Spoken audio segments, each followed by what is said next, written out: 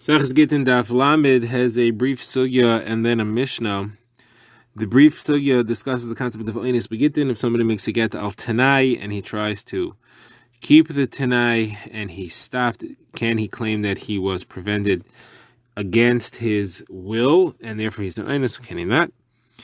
And then we'll get to the mishnah, which will discuss somebody who lends money to a kohen, a levi, or an ani. Can he use meiser or truma as part of the repayment process? So let's begin. The Gemara discusses two incidents. The Gemara's first incident is somebody who gave a get to his wife, and he said that the get is only chal on the condition that I don't come back within 30 days. Meaning he was saying, if I don't come back within 30 days, it's a good get, otherwise it's not. So close to the end of the 30 days, he came, but he got stuck across the river, and the bridge was out, or he couldn't find the ferry to get across, so he was on the other side, and he was yelling, see I came, see I came. He wanted this to count as if he came. So Gemara says that Shmuel says that is not called coming. It doesn't count as coming. The next case is where someone gives his wife a get, and he says it's only going to be a get if I don't appease her, if I don't make shalom with her within 30 days. He tried to make shalom with her, and she wouldn't be appeased. Now, two versions of what Rav Yosef said. According to the first version, he said he can't claim he was an inus because he didn't give her a basket of gold coins. There was always something he could have done that he didn't do, and therefore he's not an inus. The second version of Rav Yosef said the opposite. He said, what do you think? He's obligated to give her a basket of gold coins to appease her. He doesn't have. So he is an inus. Says the Gemara, these tzadim are all surrounding the concept of yesh oinus begittin or ein oinus begittin. That is, can a person claim that he was an oinus and he was prevented from breaking up his tanai and therefore breaking up the get, or is there no such claim? Now the Gemara Ksubis discusses the first case as well. There's two ways to understand that case, where the guy came and he was on the other side of the river. So we could say that Shmuel's ruling means to say ein oinus begittin. You can't claim that you were prevented from coming by an inus. It doesn't matter you're an inus. The bottom line is that you didn't come. The other possibility is to say it's not an inus. He should have understood that he may not have a bridge at the time that he comes. He should have come earlier. He should have taken precautions to make sure he doesn't get stuck in that scenario, and therefore he's not an inus. But if he would be an inus, maybe it would work. Okay, now we get to our next Mishnah. Mishnah discusses the following scenario. Somebody lends money to a kohen who's owed truma, to a levi who's owed meiser, and to an ani who's owed meiser ani. And he lends them money, then he has crops, and he wants to take off truma, meiser, and meiser ani from his crops. Instead of giving them to a kohen, he wants to be machal them on the money that he gave already to the kohen, levi, or ani, and he wants to say, instead of me giving them this produce, I'm going to keep it as payment of the money that they owe me. And that way the money that I already gave them is the value of this. That is what I'm giving them. That is the truma that I'm giving them. That way they receive their adequate value, and it's mechol. So the Mishnah says he's allowed to do that. And not only that, he doesn't have to check to see if they're still alive. If they're not alive, or if the ani became rich and doesn't receive meiser ani anymore, then it's obviously not going to work, because he's giving meiser to people who don't exist. He's giving truma to someone who doesn't exist. Wouldn't be chalvin. But he doesn't have to be afraid that that's the situation. He also doesn't have to check to see if the money that he gave is still around. He could assume that it's around. Now, if he knows that they died, then the question is, do the inheritors have to pay this obligation? And he can give value to the inheritors by being meichel that obligation. So there, the halacha is, it depends if you lent them in front of a basin or not in front of a basin. If you lent the money not in front of a basin, the inheritors don't inherit the obligation. They don't have to pay it. It could be that they want to pay it. A lot of times people want to pay off their father's obligation. So he has to go to them and ask them, do you intend to pay it off? And if they do intend to pay it off, then he could say, okay, so you pay it off by me keeping the meiser, or by me keeping the truma. Now, if it was not in front of Beis Din, though, he doesn't have to ask them. That's because the Beis Din will go and make them pay it. The Beis Din makes them pay it because that is a takana that they make for the benefit of the Kohanim and the Levim, in order that people should lend money to them. We now begin the Gemara. The Gemara's first line of reasoning here is to ask, how is he yotze the mitzvah of giving truma and meiser? You have to actually give produce to the Kohen and the Levi to be mekayim the mitzvah of truma and meiser. He didn't do that. He gave them value by being moichel what they already owed, but that's not an asina, that's not giving. So you have to do some sort of nesina. So the Gemara brings three answers, and then the Gemara explains why each of the three didn't want to say like the other one. Rav says, we're talking about where he has close friends or Kahanim or Leviim, and everybody knows that these are the ones he's going to give. There's no question in the minds of the other Kahanim or Leviim that they have no possibility of getting this guy's Truma and Meiser. That being the case, they are all miyayish from it. If they're miyayish from it, then the only person in the world who has any connection to it is this Kohen or Levi, and it's considered like it had reached their possession. Shmuel says, no, he actually does a kinyan. He doesn't give it to them, obviously, because the mission is discussing where he doesn't know if they're alive or not. But he does a kinyan to someone else. He gives it to some third party, and he says, pick it up. When you do a ma'aseh kinyan on this produce, be claimed for that kain or for that Levi. The Gemara's third approach is Ula, who says this is going in accordance with Rav Yossi's opinion, where you have something called that they made someone who's not Zeicha like he is Zeicha. We find a few places around Shas where Chazal, because of a takana, to make things work for the benefit of the klal, they allowed certain people to have possession of items even though they didn't actually do a ma'aseh kinyan. And this is one of them. So the Gemara says the latter two, Shmuel and Ula, didn't want to say like Rav because the Mishnah doesn't say that it's talking about specially known kahanim where everybody knows. If that's what it meant, it should say so. Rav and Ula didn't want to say like Shmuel, who says that it's mezaka through someone else, because again the Mishnah didn't say so. And Rav and Shmuel didn't want to say like Ula, because Ula said that this Mishnah is accordance with the Das Yachid, the only opinion of Rav Yossi, that they made someone who's not Zeicha to be Zeicha. We don't want to make it to be the opinion of a single individual that the majority doesn't agree with. The Gemara now brings a lengthy brisa which adds a number of halachas in this scenario, and then the Gemara will explain the halachas of the brisa one at a time. So the brisa calls a scenario again, same scenario. Somebody lent money to a Kohen, a Levi, or an Ani. He wants to pay them back. He wants to take his money back from them by keeping the meiser that he owes them and the truma that he owes them. So the Mishnah says the halacha is he could do that, and he doesn't have to be afraid that the money's gone. He doesn't have to be afraid that they're gone. And now come the other halacha. So it says that he makes up with them the cheapest price, meaning the cheapest valuation of the grain that he would have given them.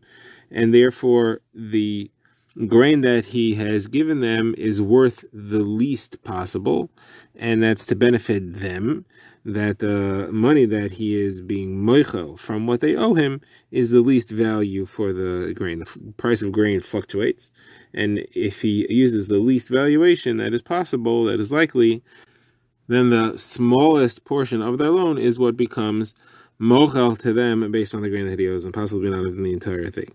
So that's the first halacha. The Gemara will explain that. The second halacha is that there's no problem of ribis. Generally, if you're going to give someone grain as a repayment of a loan, you have to wait and see what the price is going to be.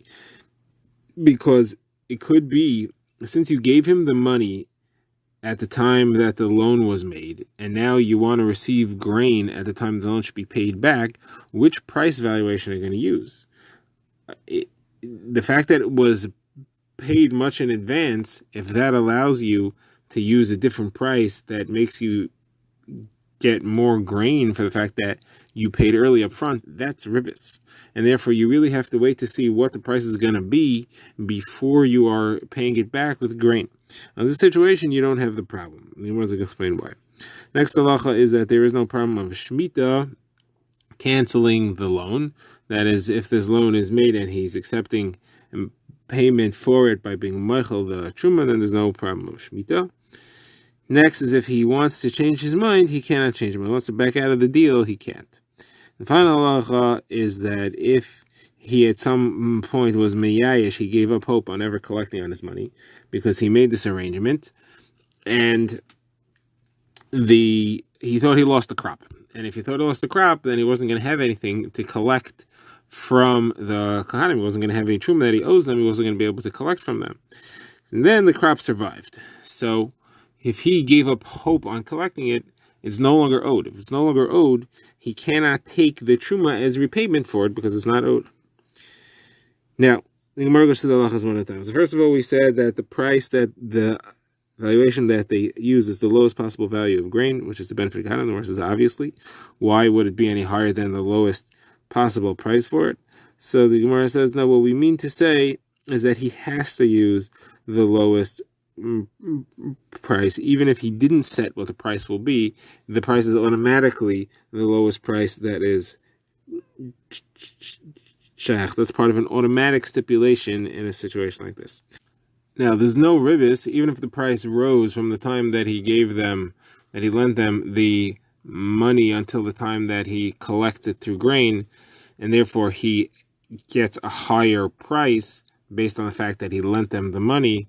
That there's no ribis there, and the Gemara explains the reason that there's no ribis is because since they made the deal that he's going to pay them back with grain, they both stand to lose. If the field would have been destroyed and the grain does not exist, he wouldn't collect anything. And since he doesn't collect anything, he has a possibility of losing everything. That's an investment. That's not ribis. He put the value in the grain, and then the grain was worth whatever it was worth. If the price changed, he stood to gain or lose, and that's always called, that's a standard example of an iska, not a ribis. Now, we said Shemitah does not cancel this obligation from when he lent him the money and he made the arrangement that they agreed at the time of the loan that he was going to get repayment for it by keeping his truma. So he can no longer ask them for the money. Since he can no longer ask them for the money, there is no halacha. When the Torah says don't ask for the money, it doesn't apply to this case. Therefore, the halacha that you're not supposed to ask for the money doesn't apply because you can't ask for it anyway. Now, he said he can't change his mind. That again refers to if this is the deal that they made at the time of the loan, they can't back out. So the Gemara says the Baal Bayis cannot back out, but the Kohen could back out. The reason for that is because the Baal Bayis doesn't have to do any type of kinyan in order for this to happen, like we said earlier. Since it doesn't have to do any type of kinyan, it's considered as if a kinyan already happened. There's no missing a kinyan, and therefore he can't say I want out of this deal because it's already finalized. However, as far as the Kohen's concerned, the Kohen had the way he got his truma was at least according to one of the opinions we said before. He can cancel that. He could say, I don't want to be an eine zeicha kezeicha. And then he could say, I want to get paid back. I want the truma, and I'll pay back as in a normal year. Next halacha we said was that if the landowner gives up hope on ever being able to harvest his crop, it becomes valueless and he can't use it to collect his loan anymore. So the Gemara says that should be obvious. You cannot collect from something which is valueless, it doesn't belong to you anymore. So the Gemara says, and we're talking about where at the time that he lost hope, it had already grown most of the way, and it got dried out. So he was afraid that it was going to be lost. You can't view that if he's really afraid it was going to be lost, because it was already partially grown, and we may think that it's always going to recover at that point. So the Gemara says, no, it's not true that it is possible that he had a full yish and therefore doesn't belong to him any longer. The Gemara quotes another brayso on the topic. This refers to the later part of our Mishnah. The brayso says, Rabbi Elazar ben Yaakov says, in this kind of situation where a person lent money to a kohen or to a lev, and at the time they made the arrangement that he was not going to collect money from them, he was just going to keep the truma and ma'aser for himself as payment. And then they died, so what does he do now? So he says that if the loan was made in front of Beis Din, then the Beis Din makes sure that the loan will be paid by the inheritors, and therefore he has a right to continue this arrangement. The money that he would have to give, the Truma and Ma'aser would have to give, belongs to the entire Shevet, Kahuna, and Leviah.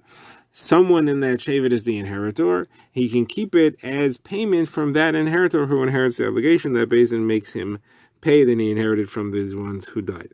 Now, the Rashi continues and says the same thing as if he lent it to a poor person, with the understanding that he was going to collect repayment by not paying Ma'aser Ani. And poor person, you cannot say that the poor person, that another poor person inherited this person's obligation. The poor don't inherit from each other. But the Chazal made a takana that he can do this, he can collect it, even though it's coming off the backs of the other poor people who would have been entitled to his Ma'aser Ani, and he didn't give them anything.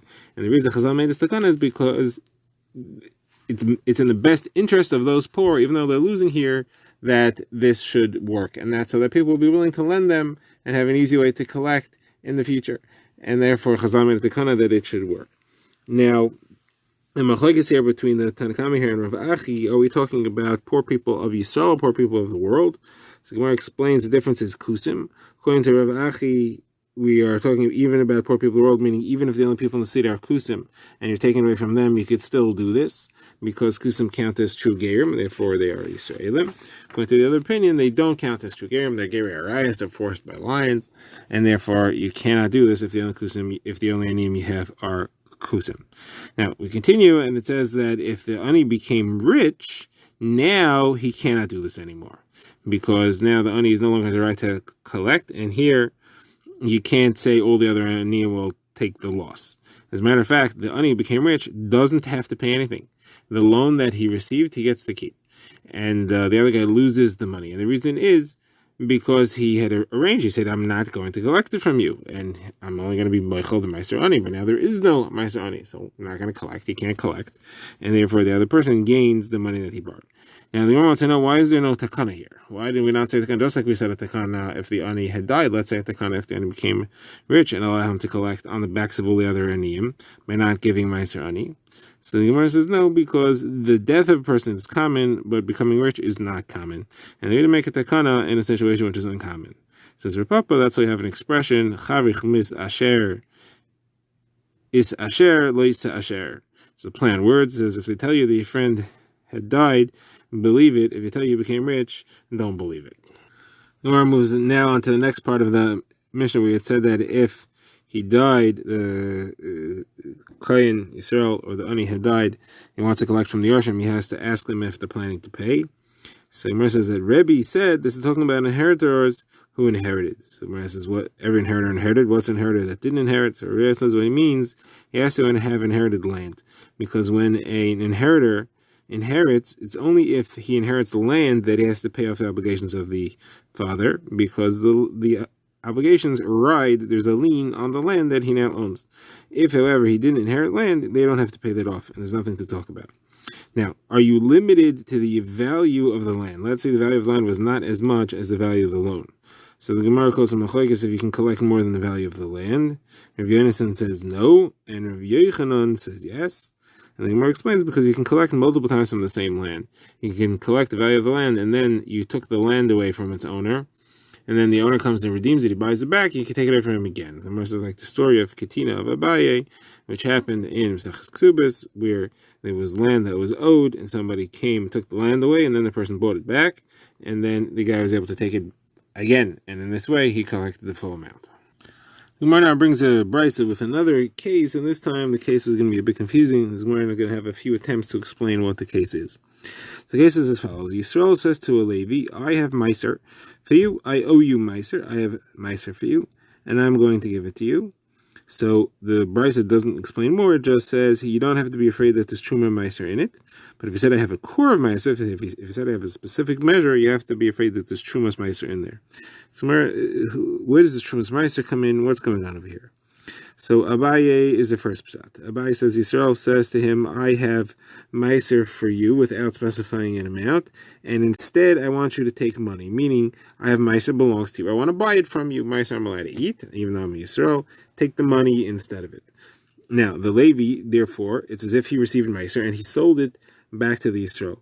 So the Yisrael doesn't have to be concerned. Maybe the Levi took that Meiser, which was never really his, because he sold it, and turned it into Trumas Meiser. And a Levi receives Meiser, he has to give Trumas Meiser to the Kohen.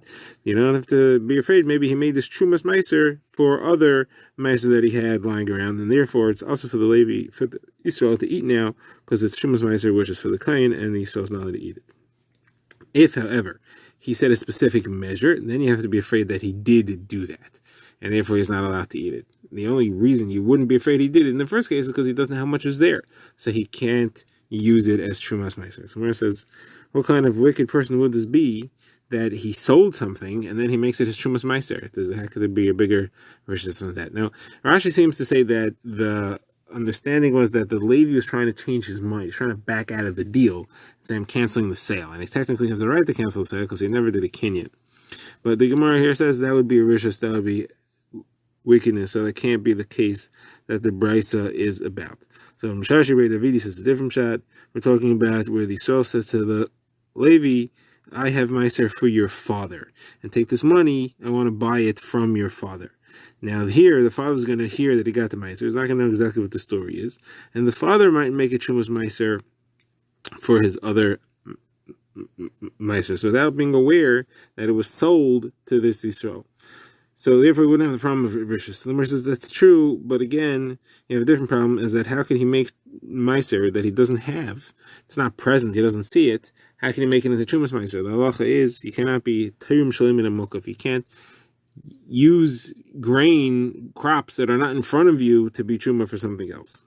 So Rashi says the third shot that it's as follows: the Yisrael said to the Levi, "My father just died, and he said to me like this: Tell the Levi as follows: I have Meiser for you, or for your father, and that's it." And he's saying, "This is what my father said." Now the question is, do you have to be concerned, or do you have to assume that the father took Trumas Meiser from this? So if he didn't specify an amount, then he didn't take Trumas Meiser from it because it doesn't have much is there. If he did specify an amount, he said a core of Meiser for you or for your father, then you could assume that he took Trumas Meiser off. Because some of the Chachamim take Trumas